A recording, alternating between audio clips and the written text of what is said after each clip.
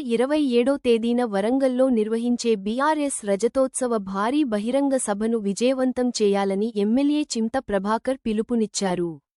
శనివారం సదాశివపేట పట్టణ శివారులో సదాశివపేట మండల బీఆర్ఎస్ పార్టీ ముఖ్య నేతలకు కేసీఆర్ బహిరంగ సభ గురించి నాయకులకు దిశానిర్దేశం చేశారు ఎమ్మెల్యే చింతా ప్రభాకర్.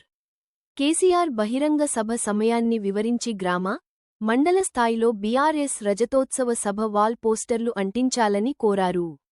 అనంతరం ఎమ్మెల్యే చింతా ప్రభాకర్ మాట్లాడుతూ ప్రభుత్వ ప్రజా వ్యతిరేక విధానాలపై కేసీఆర్ ఉద్యమ కార్యాచరణ దిశానిర్దేశం చేస్తారని తెలిపారు.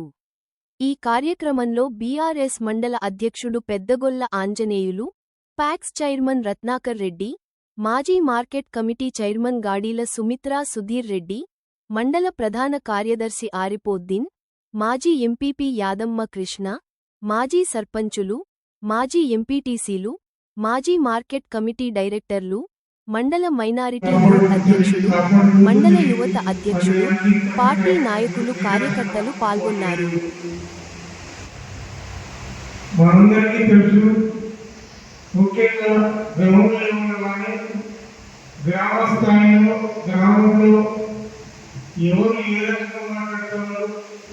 ఎంత ఇబ్బంది పడుతున్నాం.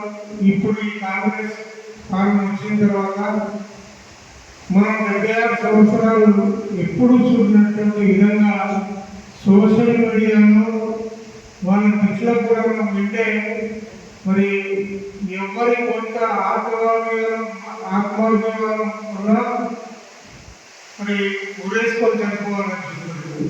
కానీ ఈ ప్రభుత్వానికి, ఈ ముఖ్యమంత్రికి మరి ఏ మాత్రం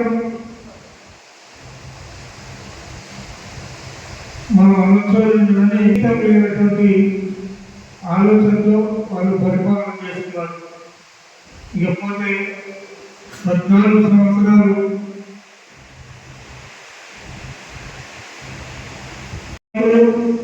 మాజీ సర్పంచులు, మాజీ ఎంపీటీసీలు, అదే రకంగా ఆ గ్రామంలో ఉన్నటువంటి కుల సంఘం పెద్దలు, నాయకులు అందరినీ కలిపి తీసుకెళ్తే బాగుంటుంది.